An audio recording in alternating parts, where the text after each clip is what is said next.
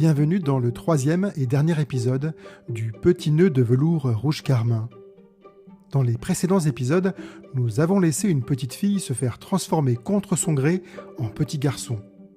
Petit garçon qui est venu en aide successivement à un lémurien horloger, à un rhinocéros comédien et à un zèbre herboriste. Découvrons désormais la suite de cette aventure.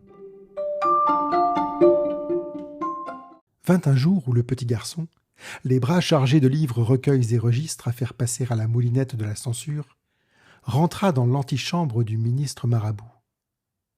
Avant que de pénétrer plus avant dans la riche demeure de son maître, se tenant droit dans le vestibule, il secoua son costume de plume noire, sortit de sa poche et d'un air déterminé l'aiguille que lui avait offerte le lémurien horloger pour service rendu, et l'utilisa pour ce qu'elle était faite.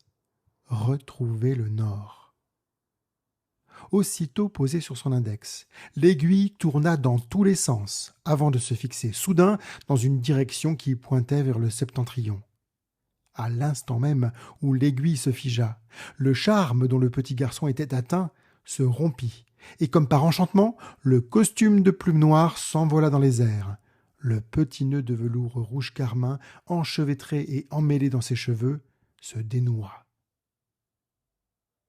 Des yeux du petit garçon se mirent alors à sortir deux petites mains blanches. Comme si cela n'avait rien de merveilleux, tout à son habitude de prêter main forte à qui était en difficulté, le petit garçon empoigna ses deux mains qui sortaient de ses yeux et tira très fort. Des orbites du petit garçon surgit alors la petite fille qui était restée contrite et mortifiée au tréfonds de lui. La petite fille, autrefois transformée en petit garçon, se tenait désormais toute droite, à côté du petit garçon qui avait été cette même petite fille.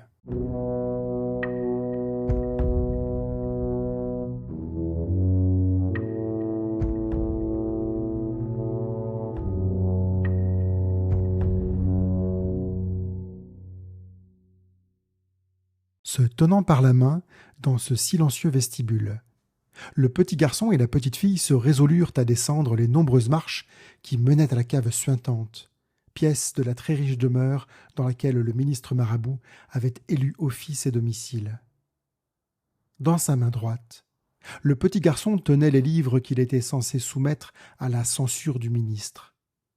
Dans sa main gauche, la petite fille tenait le brigadier, le bâton qui avait le pouvoir de faire taire n'importe qui, et que le rhinocéros comédien avait offert pour service rendu.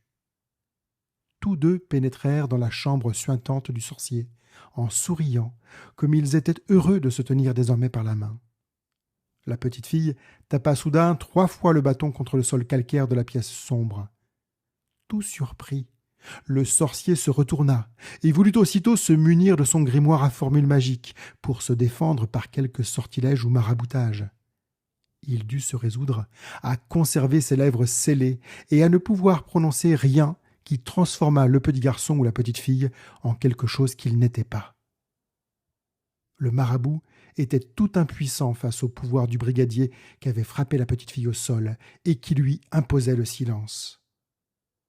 Médusé par une telle merveille, le sorcier trébucha, se prit les pieds contre une des pattes de son immense lit lumineux et tomba la tête la première dans le puits qui lui servait de chevet.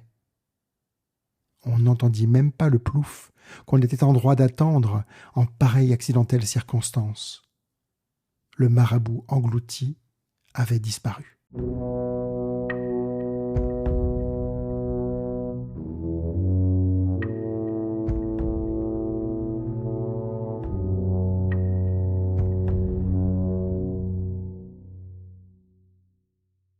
Comme par enchantement, toute la grande ville autrefois peuplée d'animaux se mit en branle. Le lémurien horloger et le rhinocéros comédien redevinrent les damoiseaux qu'ils étaient. Le zèbre herboriste redevint la demoiselle qu'elle était. Et ils retrouvèrent tous trois le petit garçon et la petite fille avec la forme humaine qu'ils avaient eue autrefois. L'ancienne et riche demeure du ministre s'était entre-temps changée en jardin luxuriant, jonché de petites haies remplies de livres comme d'innombrables bibliothèques. Au milieu de ce luxuriant et livresque jardin trônait le puits du début. Les damoiseaux et la demoiselle, qui avaient retrouvé forme humaine, s'avérèrent être les frères et la sœur de la petite fille devenue garçon. Celle-ci leur expliqua l'état de santé de leur mère, et ces derniers s'empressèrent de monter dans l'ancien carrosse du ministre, qui de corbillard ressemblait désormais à un véhicule princier. L'histoire ne raconte pas que la mère s'était entre-temps de douleur arraché et extirpé les yeux. L'histoire dit en revanche que les damoiseaux et la demoiselle, 3 des 4 enfants, lui portèrent tout juste secours avant qu'elle ne tombât d'un arbre sur la cime duquel, bien qu'aveugle, elle s'était persuadée d'aller chercher quelques savoureux et délectables fruits.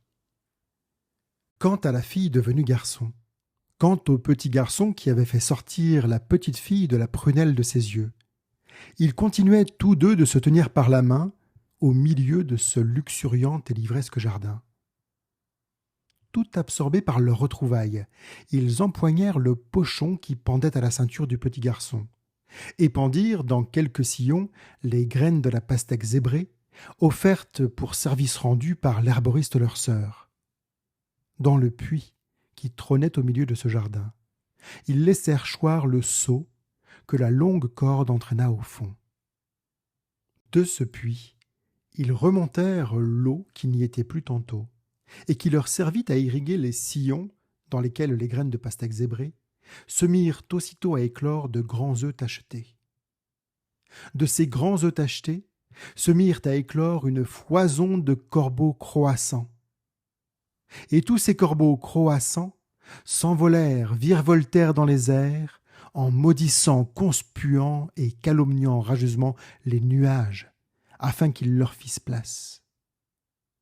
Tout en invectivant le ciel, les oiseaux plongèrent enfin dans la bouche du petit garçon et de la petite fille, qu'ils avaient grande ouverte, comme le trou d'un puits.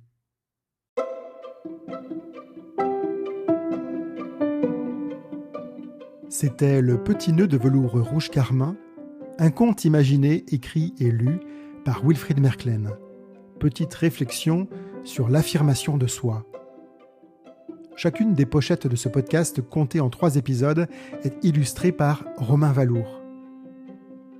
N'hésitez pas à vous abonner à mon podcast sur votre plateforme de streaming préférée. Partagez ces contes sur les réseaux sociaux pour que nous soyons toujours plus nombreux à faire vivre l'imaginaire collectif. À bientôt pour de nouvelles histoires sur laqueuedulézard.com et sur toutes les plateformes d'écoute.